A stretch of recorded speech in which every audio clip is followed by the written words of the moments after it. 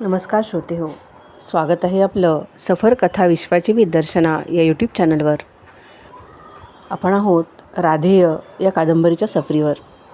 मागील भागात आपण पाहिलं धृतराष्ट्र याने आपले काका विदुर यांना इंद्रप्रस्थला पांडवांना द्यूताचे आमंत्रण देण्यासाठी पाठवले. आता पाहूयात पुढे. दुर्योधनाचे भाकीत खरे ठरले. इंद्रप्रस्थाहून विदुराबरोबर पांडव आपल्या परिवारासह हस्तिनापुराला आले. कौरवांच्या प्रासादातच पांडवांचे वास्तव्य होते. यज्ञासाठी आलेल्या राजांना पांडव कौरवांचे ते सख्य पाहून समाधान वाटत होते. पांडवांच्या सुखसोयीत कोणतीच कमतरता ठेवली नव्हती. सुग्रास भोजनाच्या सामुदायिक भव्य पंक्ती, नृत्य गायनांची करमणूक यात पांडव सुखी होते. यज्ञाची सांगता झाली आणि त्या रात्री पांडव आपल्या शयनगृहात श्रुश्राव्य गायन ऐकत शय्येवर पडून राहिले. स्त्रियांच्या सहवासात त्यांनी ती शुभरात्र सुखाने घालवली. उषक्काली वैतालिक स्तुतिपाठ करू लागले असता पांडव जागे झाले. आर्हिक आटोपून ते धृतराष्ट्रांच्या भेटीसाठी राजगृहात गेले. राजसभेत भीष्माचार्य, द्रोणाचार्य, विदुर याखेरीज दुर्योधन, विकर्ण तेथे होते. क्षेमकुशल झाल्यानंतर धृतराष्ट्र म्हणाले, युधिष्ठिरा, युवराज दुर्योधनानं या यज्ञाबरोबरच तोरण स्फटिका नावाचं द्यूतगृह उभारलं आहे. त्या द्यूतगृहात जाऊन आज त्या सुखाचा आस्वाद घ्या. युधिष्ठिराने संमती देत म्हटले, आपली आज्ञा. द्यूतगृहाबद्दल मीही ऐकले. द्यूताचं आमंत्रण स्वीकारूनच तर आम्ही इथे आलो आहे. जेव्हा युधिष्ठिराच्या समवेत धृतराष्ट्र द्यूतगृहाला गेला तेव्हा तिथे सारे राजे, मानकरी, प्रतिष्ठित नागरिक सभेमध्ये आपापल्या आसनांवर बसलेले होते. धृतराष्ट्राचा हात धरून संजय त्यांना सभागृहात नेत होता. द्यूतगृहाची रचना समजावून सांगत होता. द्यूतगृहात अनेक कुशल द्यूतकार तो द्यूत पाहण्यासाठी गोळा झाले होते.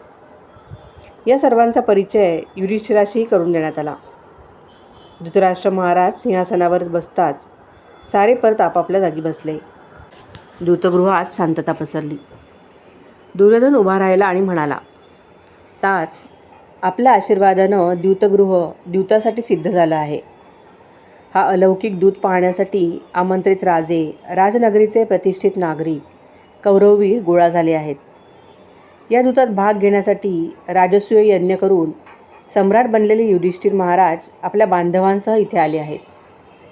या दूताला आशीर्वाद देण्यासाठी पितामह भीष्म, महात्मा विदुर, द्रोणाचार्य, कृपाचार्यांसारखे श्रेष्ठ इथे आले आहेत. द्यूताला अधीर बनलेल्या या सभागृहाला आपली आज्ञा व्हावी. धृतराष्ट्राचा गंभीर स्वर उमटला. मुलांनो, द्यूत म्हणजे कलहाचं मूळ आहे, मृत्यूचं द्वार आहे, असं मला अनेकांनी सांगितलं आहे. पण द्यूत राजमान्य, धर्ममान्य असल्यानंच मी या द्यूताला अनुमती दिली आहे. तेव्हा स्नेहबुद्धीनं आणि मोकळ्या मनानं हा द्यूत खेळा. दुर्योधनाची दृष्टी युधिष्ठिरावर गेली. युधिष्ठिर उभा राहिला. त्याने दुर्योधनाला विचारले, माझं दूत कोणाशी होणार व मी जिंकलेल्या पानाची हमी कोण देणार, हे प्रथम मला समजायला हवं. त्यानंतर मी द्यूतगृहात उतरेन. दुर्योधनाने स्पष्ट शब्दात सांगितले, हे भूपते, तुला आधीच सांगितल्याप्रमाणे माझे मातुल सुबलपुत्र गांधार देशाधिपती शकुनी महाराज आपल्यासह द्यूत खेळतील आणि आपण द्यूतात जे पण जिंकाल ते मी पुरवीन. या माझ्या वचनाला ही सभा साक्ष आहे. शकुनी आपल्या आसनावरून उठले. ते युधिष्ठिराला म्हणाले, युधिष्ठिरा, मी तुझ्यासह दूत खेळायला तयार आहे. सर्व सिद्धता झाली आहे. युधिष्ठिराने एकदा सभेवरून दृष्टी फिरवली. तो म्हणाला, शकुनी महाराज, सम्राटांनी सुरुवातीलाच सांगितले की द्यूत हे पापांचं मूळ आहे. द्यूतकार नेहमीच कपटाचा अवलंब करतात. शकुनी हसले. राजा, तू ज्ञानी आहेस. या जगातलं आव्हान असंच असतं. विद्वान अविद्वानाला, अशस्त्र अकृतस्त्राला आणि बलवान दुर्बलाला असंच आव्हान देत असतो. तुला माझी भीती वाटत असेल तर याच वेळी द्यूतातून परावृत्त हो. क्षणात युधिष्ठिराची मान ताठ झाली. आपले उत्तरीय सावरीत तो पायऱ्या उतरत द्यूतपटाकडे जात असता म्हणाला, मी द्यूताला तयार आहे. शकुनीच्या चेहऱ्यावर विजयाचा आनंद प्रकटला आणि तोही पटाकडे चालू लागला. सभास्थानासमोर ठेवलेल्या द्यूतपटाकडे सर्वांचे लक्ष वेधले गेले. जिथे दूतपट मांडला होता ती भूमी उर्णावस्त्राने आच्छादलेली होती. युधिष्ठिराने आपली जागा घेतली. त्याच्या मागे भीम, अर्जुन, नकुल, सहदेव चिंताक्रांत मुद्रेने बसले. पटाच्या दुसऱ्या बाजूला शकुनीने जागा घेतली. शकुनीने एकदा सभास्थान निरखले. युधिष्ठिरावरची नजर न काढता शांतपणे आपल्या बोटातील अंगठ्या काढल्या आणि त्या जवळच्या आसनावर ठेवल्या. सभास्थानाच्या खाली पटानजीक बसलेल्या विदुरांकडे पाहून पटावरचे फासे हाती घेतले. उलटी मांडी घालून शकुनीने फासे घेतलेले हात कानाजवळ नेले आणि ते फासे हातात घोळवू लागला. शकुनीचा आवाज उमटला, "बोल राजा, तुझा पण बोल." युधिष्ठिराचा हात गळ्याशी गेला होता. त्या हाताचा स्पर्श गळ्यातल्या अमूल्य हाराला झाला. युधिष्ठिर म्हणाला, "हा मूल्यवान हार मी पणाला लावतो." शकुनीने फासे घोळवले आणि पटकार फेकले. साऱ्यांचे डोळे पटाला भिडले आणि शकुनीचा आवाज उठला, "राजा, मी डाव जिंकला." दुर्योधनाच्या मुखावर विजयी स्मित उमटले. त्याने जवळ बसलेल्या कर्णाकडे पाहिले. कर्णाचे कुतूहल वाढले होते. त्याच्या चेहऱ्यावर स्मित प्रकटले होते. पर्वतावरून शिलाखंड सुटावा आणि पर्वत उतारावरून जात असताना अनेक शिलाखंड त्याने सोबत न्यावेत. तसे गळ्यातल्या हारापाठोपाठ दास, दासी, गोधन, ऐश्वर्य यासह आपले राज्यही हरवून युधिष्ठिर मोकळा झाला. पण तिथे त्याचे पतन थांबणारे नव्हते. सारे हरल्यावर युधिष्ठिराची दृष्टी आपल्या पाठीशी बसलेल्या भ्रांत्यांवर खेळली आणि एका पाठोपाठ पणाला लावलेले नकुल, सहदेवी जिंकले गेले. युधिष्ठिराला काय पणाला लावावे हे सुचेना. शकुनी म्हणाला, "राजा, थांबलास का? सावत्र भावांना पणाला लावलंस आणि भीम, अर्जुन सुरक्षित ठेवलेस.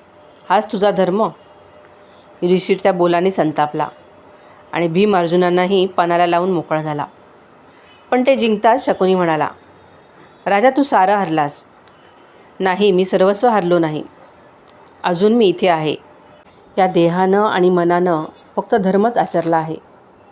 आता मी स्वतःला पणाला लावतोय. माझ्या पूर्वपुण्याईवर मी द्यूतात गमावलेलं परत मिळवीन."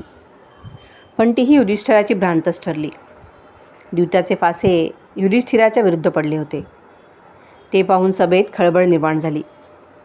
सभागृहाला भरपूर वातायने असूनही प्रत्येकाचा जीव कासावीस होऊ लागला. हताशपणे युधिष्ठिर त्या फाशांकडे पाहत होता.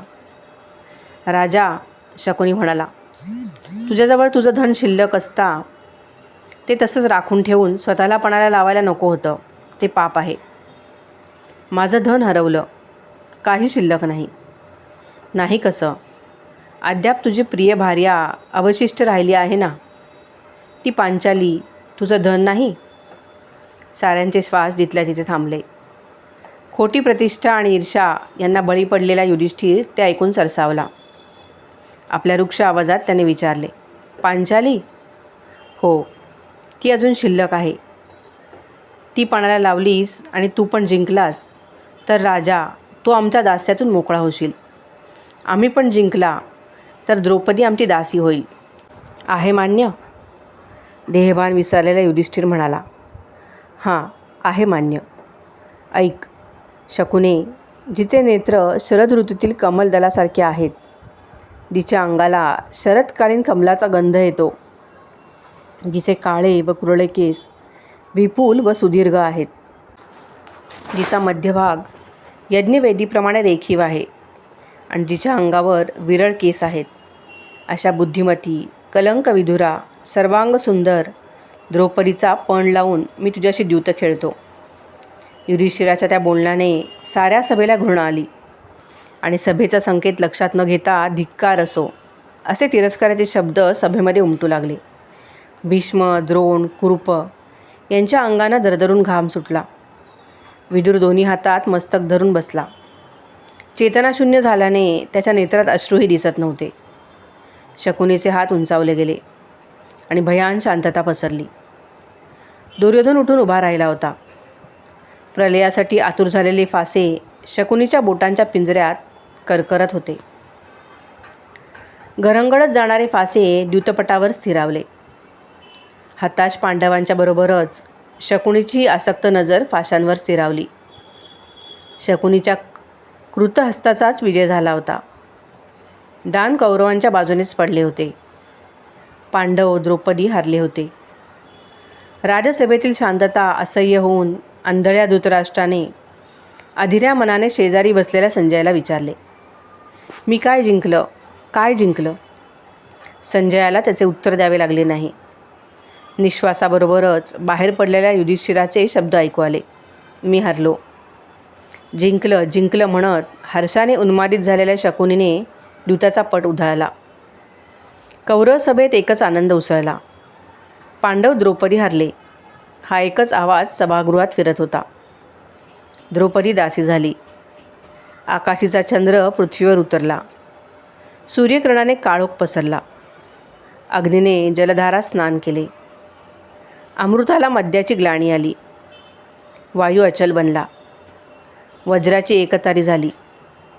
द्रौपदी कौरवांची दासी झाली. पांडवांच्या हाती गमवायला आणि कौरवांना मिळवायला काहीही शिल्लक राहिले नाही. आनंदभरित राज्यसभेकडे समाधानाने पाहत शकुनी उभा राहिला. वार्धक्यामुळे आणि झालेल्या हर्षाने त्याची मान हलत होती. त्यामुळे शिरोभूषणातले रत्नजडित शिरपेच अधिकच झगमगत होते. आपल्या डाव्या मनगटावर विळखा घालून अधांतरी रुळणाऱ्या पीतवर्ण शेल्याच्या शेवाने शकुनी वारा घेत होता. ती उंच शेलाटी गौरवर्ण आकृती आपल्या भेदक घाऱ्या डोळ्यांनी पराजित पांडवांची दयनीय स्थिती निरखित होती. शकुनीने मनसावरच्या आपल्या अंगठ्या उचलल्या. शांतपणे त्या बोटात पूर्ववत चढवल्या आणि पांडवांकडे अंगुली निर्देश करून क्षणभर तसाच उभा राहिला. त्या कृतीने सभेतला आवाज विरला. पसरलेल्या शांततेची उसंत घेऊन शकुनीचा आवाज त्या सभेमध्ये उठला, कौरव श्रेष्ठ हो, द्यूतामध्ये ऐश्वर्यासह राज्य गमावून आधीच एकवस्त्र बनलेले हे पांडव आता पणामध्ये द्रौपदी हरून अर्धवस्त्र बनले आहेत. त्या दानानं द्रौपदी कौरवांची दासी झाली आहे. या क्षणापुढं कृष्णेच्या दैवाचे फासे फक्त कौरवांच्याच इच्छेवर अवलंबून आहेत. दुर्योधनाच्या शेजारी बसलेला कर्ण हे शांतपणे पाहत होता. दुर्योधनाच्या हाताचा स्पर्श होताच कर्णाने त्याच्याकडे पाहिले. दुर्योधनाचे समाधान त्याच्या मुखावर प्रकटले होते. त्याचवेळी विदुर सभेमध्ये उभे राहिले. दुर्योधनाचे समाधान नाहीसे झाले. त्याच्या कपाळी सूक्ष्म आठी पडली. साऱ्या सभेचे लक्ष विदुरांकडे गेले. कौरव सभेत विदुर स्पष्ट वक्ता म्हणून साऱ्यांना परिचित होते. त्यांच्या मनातली पांडव प्रीती, कृष्णस्नेह साऱ्यांना ज्ञात होता. त्यामुळे विदुर काय बोलणार याची उत्सुकता साऱ्यांना लागून राहिली होती. विदुरांची शांत दृष्टी शकुनीकडे वळली. शकुनी महाराज, आज आपल्या द्यूत नैपुण्यानं आपण पांडवांना जिंकलं. द्यूतामध्ये आपला अतिदेवी म्हणजे मर्यादेचं उल्लंघन करून द्यूत खेळणारा आणि कृतहस्त म्हणजे आपल्या इच्छेप्रमाणे फाशी टाकण्यात निपुण असा आपला लौकिक आजच्या द्यूतपटावर आपण सिद्ध केला. आपण बोलून चालून कृतहस्त. त्यापुढं पांडवांचं राज्य आणि ऐश्वर आटून गेलं. आणि अतिदेवी लौकिक सिद्ध करण्यासाठीच की काय आपण त्या द्यूतप्रिय युधिष्ठिराला द्रौपदीपणास लावण्यासाठी उद्युक्त केलं. पण द्यूत हा मनोरंजनासाठीच हवा, भंजनासाठी नाही, आत्मघातासाठीही नव्हे. आपण व्यापारात निष्णात अशी ही आपली ख्याती आहे. या जगात जरीबासनांचा, तलम वस्त्रांचा, नेत्रदीपक रत्नांचा व्यापार होतो. मत्त गज, सुलक्षणी अश्व, सुरेख लव असणारे उंट यांचा व्यवहार विक्रय होतो. त्याची पारख असणारे आपल्यासारखे जाणकार दुर्मिळ. पण या विक्रय जसा होतो तसा माणसांचा व्यापार द्यूताच्या फाशांवर नसतो. द्यूतात दास बनले म्हणून पांडव दास ठरत नाहीत. स्वपराक्रमानं राजसूय यज्ञाची सांगता करणारे ते वीर आहेत. हे दृष्टीआड करून कसं चालेल? द्रौपदी दासी बनली असली तरी ती स्त्री आहे. इथं बसलेल्या राजसभेला आणि त्या सभेतल्या धर्मगुरूंना विसरता येणार नाही. जी मर्यादा आपण सहज ओलांडलीत ती ओलांडून निदान आम्हाला तरी जमणार नाही. ती अमर्यादा आहे. कर्णाकडे पाहत विदुर म्हणाले, या जगात राज्य देऊन कुणी राजा होत नाही. ना राज्य हिरावून घेऊन कोणी दास. द्रौपदी ही जन्मजात राजकन्या असून इंद्रप्रस्थाची महाराणी आहे. मर्माघात झालेला कर्ण त्या शेवटच्या वाक्याने अधिकच संतापला. आसनावरून खाडकन उठून तो गरजला, कोण महाराणी? द्रौपदी? मग राजमाता गांधारी देवी कोण? कौरव कुलाचं अमात्यपद भोगणाऱ्या विदुरांना सम्राट धृतराष्ट्रांचा विसर पडलेला दिसतो. नाहीतर या कौरव सभेत सम्राटांची उपस्थिती असता पांडवांच्या सम्राटपदाचा उच्चार करण्यास ते धजले नसते. राजनीतीला आणि धर्मनीतीला द्यूत मान्य आहे. उष्ण धारण केलेलं राज्य पांडवांनी गमावले. जिथे ते राजेच राहिले नाहीत तिथे राणी कुठली? कर्णाला दुजोरा देण्यासाठी दुर्योधन सरसावला. कर्णा, दासाची कड दासीपुत्रांनाच घ्यायची, त्यात नवल कसलं? विदुर म्हणजे साक्षात पांडवांचा पक्षपाती. तो आमच्या बाजूनं बोलेल कसा? दुर्योधनाचा संताप पाहून विदुर क्षणभर स्तब्ध झाले.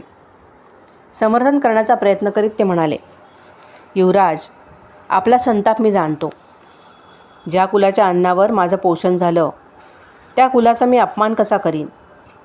उलट संतापाच्या भरात या कुलाला कलंक लागेल असं वर्तन होऊ नये म्हणूनच माझी धडपड. हे पांडव आपल्या घरी आमंत्रित आहेत. आपल्या अभ्यागताचा सत्कार, सन्मान या पांडवांचा. दुर्योधन उसळला. या द्यूतानं त्यांचा योग्य तो सन्मानच केला आहे. घरी आलेल्या अभ्यागताला कसं वागवावं हे त्यांनीच मला शिकवलं आहे. राजसूय यज्ञाच्या प्रसंगी त्यांनी उभारलेली मयसभा आमच्या इतकी दुसऱ्या कोणी उपभोगली. आमचा अपमान करताना घरी आलेल्या अभ्यागताची जाणीव यांना नव्हती. आणि विदुर काका, हे लक्षात ठेवा की इथं पांडव जरूर आमंत्रित आहेत, पण ते आमच्या पाहुणचारासाठी नव्हे, द्यूतासाठी. तुमच्या खरवीस दिलेल्या दूताचं हे आव्हान स्वीकारून ते इथे आलेले आहेत. शकुनी अक्षविद्येत निपुण आहेत हे त्यांना तुम्हीच सांगितलं होतं ना. ज्वाला चुकवण्यासाठी भुयारं खोदता येतात, पाण्यावर तरंगण्यासाठी नौका उभी करता येते, पण दैव चुकवण्यासाठी काही करता येत नाही. हे तुम्हाला आता समजलं असेल. विदुर काका, या पांडवाच्या दुर्दशेला तुम्हीच कारणीभूत आहात. अर्धवट राहिलेलं काम तुम्हीच पुरं करा. असेच अंतपुरात जा आणि जिच्या असामान्य लावण्याची स्वतः युधिष्ठिरानं ख्याती वर्णिली आहे त्या पांचालीला या राज्यसभेत घेऊन या. हे काम करण्यास तुम्हीच अधिक योग्य दिसता. दुर्योधनाची ती आज्ञा ऐकताच विदुराच्या पायातले बळ सरले. ते आपल्या आसनावरून ढासळले. त्यांची अवस्था पाहून दुर्योधनाच्या चेहऱ्यावर स्मित उमटले. दुर्योधनाचा सूत परिकर्मा याला दुर्योधनाने आज्ञा केली. प्रतिकर्मा, या भेकडाच्या हातून हे काम होणार नाही. हा विदुर नेहमीच आमची निंदा आणि पांडवांची स्तुती करीत आला आहे. कौरवांची सत्ता काय असते हे एकदा त्याला उघड्या डोळ्यांनी पाहू दे. तो असाच अंतपुरात जा आणि आमच्या त्या दासीला आमची परिचर्या करण्यासाठी इथे घेऊन ये. प्रतिकर्मा दुर्योधनाची आज्ञा पाळण्यासाठी निघून गेला. दुर्योधनाच्या त्या आज्ञेने सभेत कुजबूज सुरू झाली. भीष्म, द्रोण आणि कृप यांना स्वतःला सावरणे कठीण झाले. काही वेळाने प्रतिकर्मा एकटाच राजसभेत आला. दुर्योधनाने विचारले, प्रतिकर्मा, पांचाली कुठे आहे? प्रतिकर्म्याने सांगितले, महाराज, द्रौपदी या सभेला येण्याच्या परिस्थितीत नाही. कारण ती एकवस्त्रा रजस्वाला आहे. मी आपली आज्ञा सांगताच त्या राजकन्यांना मलाच एक प्रश्न विचारायला सांगितलं आहे. कसला प्रश्न?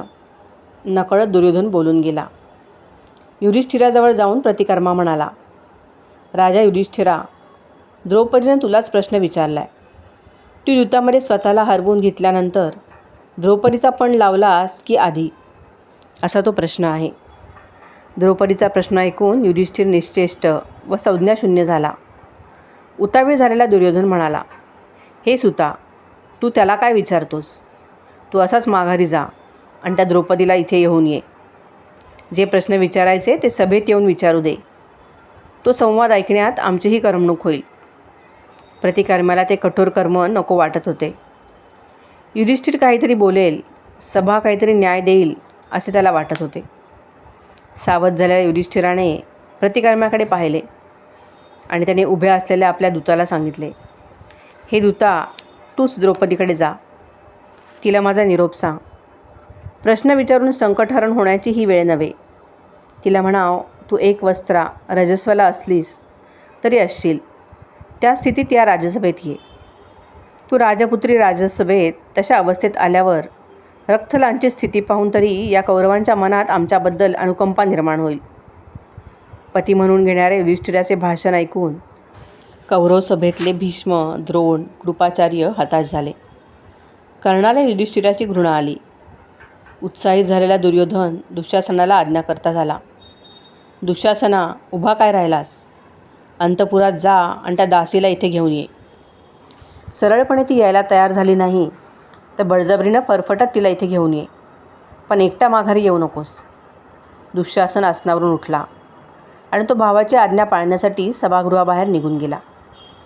द्रौपदी राजसभेत आणली जाणार या कल्पनेने सारी सभा भयग्रस्त झाली होती. मनातली आसुरी उत्सुकता शिगेला पोहोचली होती. सभागृहाबाहेर उठलेल्या धडपडीच्या आवाजाने साऱ्यांचे लक्ष प्रवेशद्वाराकडे लागले आणि काही क्षणातच द्रौपदीच्या केसांना धरून सभागृहात प्रवेश करणाऱ्या दुःशासनाकडे सर्वांचे लक्ष गेले.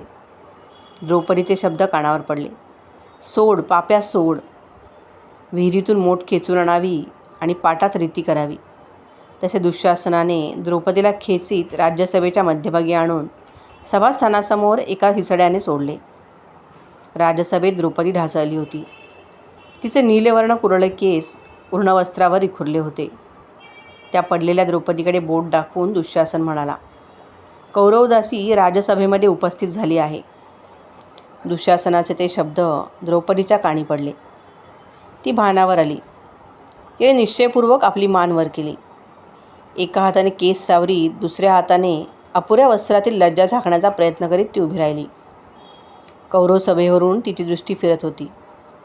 तिची घायाळ दृष्टी दीनवाणे बसलेल्या आपल्या पतींवर क्षणभर स्थिरावली. त्यांच्या दर्शनाने तिची असहाय्यता कुठल्या कुठे गेली. तिच्या नेत्रात संताप उसळला. रक्तलांछित अर्धवस्त्र असलेले तिला तिचे भान राहिले नाही. राज्यसभेतल्या भीष्माचार्यांकडे पाहत तिचे शब्द उमटले, पितामह, तुम्ही तरी मला न्याय द्या. ज्याला द्यूत्यातलं काही ज्ञान नाही अशा माझ्या पतीला अक्षविद्येत निपुण असलेल्यांना आव्हान द्यावं आणि त्यांचं सर्वस्व हिरावून घ्यावं, हे योग्य आहे का? दुर्योधन उभा राहिला. तो गरजला. त्याचं उत्तर पितामहांनी द्यायचं काहीच कारण नाही. ते उत्तर माझा दास बनलेला युधिष्ठिरच देईल. दास्य आलं तरी त्याची धर्मबुद्धी अजून जिवंत असेल. सारे युधिष्ठिराकडे पाहू लागले. त्याने आपली मान वर केली. तो शांतपणे म्हणाला, पांचाली, हे म्हणतात ते सत्य आहे. मी द्यूतामध्ये माझ्या हातानं सर्वस्व गमावलं आहे. पतिवचनाने द्रौपदीचा आणखी एक आधार सुटला. निराश न होता तिने धैर्याने भीष्मांना विचारले, पितामह, या सभागृहात मला बळजबरीनं आणण्यापूर्वी मी जो प्रश्न केला होता तो याचसाठी. सर्व हरल्यावर स्वतःला पणाला लावून जो स्वतःच दास बनला आहे त्याला त्यानंतर पत्नीला पणाला लावण्याचा काय अधिकार? पितामह, जिथं माझे पराक्रमी पती दुबळे निसत्व बनले त्या याना अनार्थ सभेत तुम्हीच माझे त्राते. या पणानं मी हारले आहे का, याचा निर्णय तुम्हीच द्या. ज्याने जीवनात त्याग आणि पराक्रम याखेरीज काहीच जाणले नाही, पितृवचनासाठी ज्याने आपल्या आयुष्यातील साऱ्या महत्त्वाकांक्षांना बंद घातले, ज्याला जीवनात स्वार्थ कधीही शिवला नाही, त्या भीष्माचार्यांना द्रौपदीचा प्रश्न धर्मसंकटासारखा वाटला. सारे भीष्माचार्यांकडे पाहत होते. भीष्म आसनावरून उठले. मनाचे सारे आवेग संयमित करीत ते म्हणाले, हे सुभगे, तुझा प्रश्न मोठा गहन आहे. समर्थ पुरुष ज्याला अधर्म मानतो तोच खरा धर्म असं जग मानतं. मीही त्याच धर्माला बद्ध आहे. मनात असूनही तुला अनुकूल उत्तर मला देता येत नाही, याचं मला अतीव दुःख आहे. हरल्यानंतर दुसऱ्याला पणाला लावण्याचा अधिकार उरत नाही, हे तुझं वचन मात्र सत्य आहे. पण पांचाली, तू पांडवांची धर्मानं अर्धांगी आहेस आणि त्यामुळे जेव्हा पांडव हरले तेव्हाच तूही हरली आहेस. दासाची भार्या ती दासीच होय. हा युधिष्ठिर स्वमुखानंच मी पराभूत झालो असं मानतो. तिथं स्वतःचं दास्य त्यानं मान्य केलं आहे. त्यामुळे तुझ्या प्रश्नाचं उत्तर तूच शोध. त्याचा निर्णय सांगण्यास मी असमर्थ आहे. घनमेघाने सूर्य झाकावा तसा भास द्रौपदीला झाला. भीष्माच्या उत्तराने दुर्योधन कर्ण आनंदित झाले. विदुर विकर्णासारख्या सज्जनांनी द्रौपदीची बाजू घेतली. पण भीष्म निर्णयामुळे ते समर्थन कौरवसभेत दुबळे ठरले. भर समुद्रात वादळात सापडलेल्या नौकेच्या एकुलत्या एका शिडाच्या चिंध्या व्हाव्यात आणि दैवगतीच्या लाटांवर लक्षहित नाव हेलकावे घ्यावी, तशी पांचालीची अवस्था झाली. भीष्म आसनस्थ होताच दुर्योधन उठला. तो द्रौपदीला म्हणाला, द्रौपदी, तुला आता माझ्याखेरीज त्राता नाही.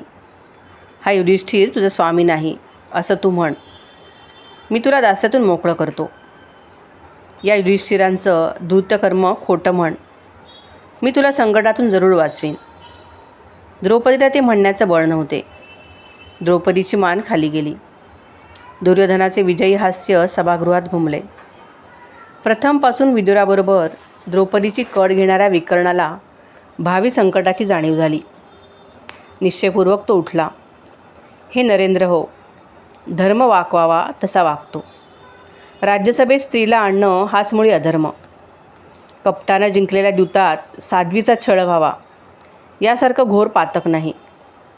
ही पांचाली द्रुपद कन्या आहे. द्रौपदी जिंकली गेली नाही असं माझं निश्चित मत आहे. विकर्णाचे बोलणे ऐकून कर्ण उठला. आपले सुंदर भाऊ उभारून तो म्हणाला, विकर्णा, धर्म नीती यांचा निर्णय करण्याइतका अजून तू मोठा झाला नाहीस. बलाच्या आधारावरच राजनीती आपला निर्णय देते. ते तुला माहीत नाही. ही द्रौपदी तुला पतिव्रता वाटावी यासारखं अज्ञान कोणतं? अरे देवानं स्त्रीचा एकच पती नियत केला असता अनेक पुरुषांना भोग देते. ती पतिव्रता कसली? ही दुराचरणी एकवस्त्रा अथवा विवस्त्रा असली तरी बिघडलं कुठे? विकर्णा, ही द्यूतसभा आहे, धर्मसभा नव्हे. द्रौपदीकडे पाहात कर्ण म्हणाला, हे याज्ञसेनी, तू आमची दासी झाली आहेस. धर्माचा आधार शोधण्यापेक्षा ज्याची दासी बनली आहेस त्या दुर्योधन महाराजांच्या अंतपुरात जा आणि आपल्या सेवेनं आपल्या स्वामींना प्रसन्न करून घे. त्यातच तुझं हित आहे. तोच तुझा धर्म आहे. माझा धर्म? युधिष्ठिराकडे पाहात द्रौपदी म्हणाली, माझ्या धर्माला जागा राहिली नाही. द्रौपदी, तुझी जागा इथे आहे, बघ. म्हणत दुर्योधनाने कर्दळीच्या स्तंभाप्रमाणे सर्व लक्षणयुक्त वज्रासारखी दृढ असलेली आपली मांडी उघडी करून द्रौपदीला दाखवली. सारी भूमी सूर्यदाहात होरपळत असता आसमंत भेदून मेघनाथ उमटावा तसा भीम गर्जला. नरेंद्र हो, माझी प्रतिज्ञा ऐकून ठेवा. ज्या दुःशासनानं द्रौपदीच्या केसांना स्पर्श केला त्याचं वक्षस्थळ नखाग्रांनी फोडून मी त्याचं रक्तप्राशन करीन आणि उन्मत्तपणे भरसभेत उघडी मांडी दाखवणाऱ्या दुर्योधनाची मांडी मी माझ्या गदेनं छिन्नविच्छिन्न करून टाकीन. तेव्हाच माझी प्रतिज्ञा पुरी होईल. भीमाच्या त्या घोर प्रतिज्ञेनं सारा सभेचा थरकाप उडाला. दुर्योधनाच्या अपमानाने कर्णाचा संताप उसळला. पण त्याला थोपवीत दुर्योधनाचे शब्द उमटले, प्रतिज्ञा? माझ्या सभेत माझे दास माझ्या परिचयाची प्रतिज्ञा करतात. अद्यापि या दासांच्या शरीरावर राजभूषणं राजवस्त्र आहेत ना, त्याचमुळे त्यांना आपल्या अवस्थेची पुरी जाणीव झालेली दिसत नाही. हे वृकोदरा, तू माझा दास आहेस. हे दासा, स्वामींच्या उघड्या मांडीचं दर्शन दासीला घडलं तर तो तिनं सन्मान समजावा, पण दासानं तिकडे दृष्टीही वळवू नये. तो प्रमाद घडला तर काय होते हे आत्ताच तुला कळेल. दुर्योधनाचा आवाज चढला. पांडवांकडे बोटे दाखवीत तो ओरडला, सेवकांनो, पाहता काय? त्या उन्मत्त दासांची भूषणं वस्त्र काढून घ्या. त्या आज्ञेने सारी सभा जागच्या जागी थिजून गेली. दास पुढे सरसावलेले पाहताच युधिष्ठिराने आपली राजभूषणे उतरवली, वस्त्रे सोडून ठेवली. इतर पांडवांनी त्याचे अनुकरण केले. पतींची ती केवलवाणी अवस्था पाहून द्रौपदीने डोळ्यांवर हात घेतले. द्रौपदीच्या त्या कृतीने कर्णाचे लक्ष तिच्यावर खेळले. त्याने दुःशासनाला आज्ञा केली, दुःशासना, हे दास जसे विवस्त्र झाले तसेच या पांचालीला विवस्त्र कर. राजहंसी कशी दिसते ते आज या सुतपुत्राला पाहायचं आहे.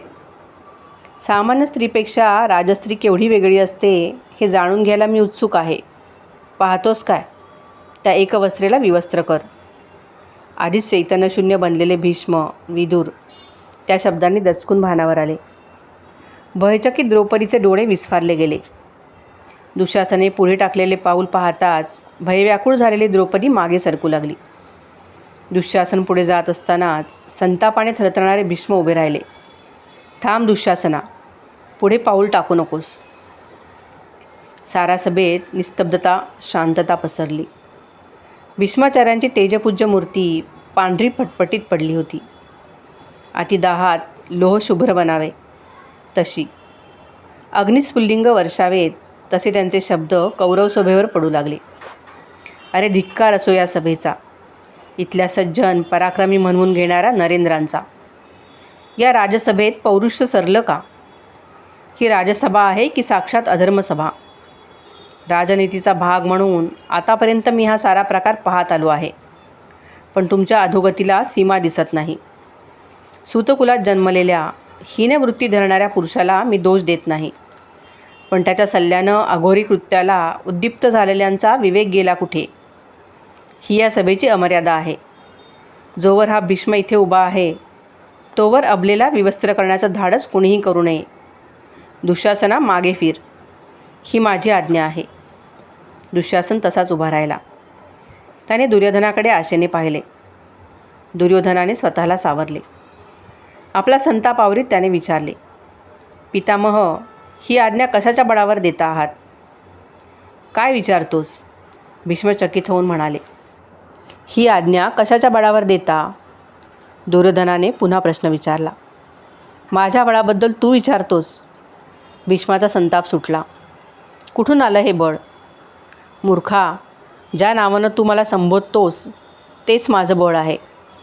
मी भीष्म पितामह आहे, या राज्याचा खरा वारस. माझ्या त्यागामुळे तुम्ही हे राज्य भोगता आहात. तू मला आव्हान करतोस? दुर्योधना, दुष्ट संगतीनं तू अधोगतीच्या परसीमेवर उभा आहेस. त्यापेक्षा जास्त ढासळू नकोस. आपल्या प्रहाराने तेजोभंग होईल. या कल्पनेने पाहणाऱ्या भीष्माचार्यांना दुर्योधनाच्या चेहऱ्यावर उमटलेले हास्य पाहून अचंबा वाटला. आपला आवाज स्थिर राखण्याचा प्रयत्न करीत दुर्योधन म्हणाला, पितामह, आपल्या दातृत्वाचा उल्लेख करून तुम्हीच स्वतःची पायरी उतरला आहात. क्रोधाच्या आहारी जाऊन आणखी ढासळू नका. हे सांगण्याची पाळी माझ्यावर यावी, हे मी माझं दुर्दैव समजतो. दुर्योधनाच्या प्रत्याघाताने भीष्म सुन्न झाले. हिमशिखरावर तप्तकिरण पडावेत आणि हिमखंड घसरू लागावेत तशी त्या कुरुश्रेष्ठाची अवस्था झाली. सारा आवेश ढासळला. तेज सरले. सर्वांगाला कंप सुटला. दुर्योधनाने मर्माघात केला होता. युवराज, कटू असलं तरी सत्य सांगितलं, वेळीच सावध केलं. या भीष्माच्या दैवी आता पायऱ्या उतरण्याखेरीज काहीही लिहिलं नाही. भीष्माचार्यांनी आपल्या खडावा चढवल्या आणि राजसभेच्या पायऱ्या उतरून ते जाऊ लागले.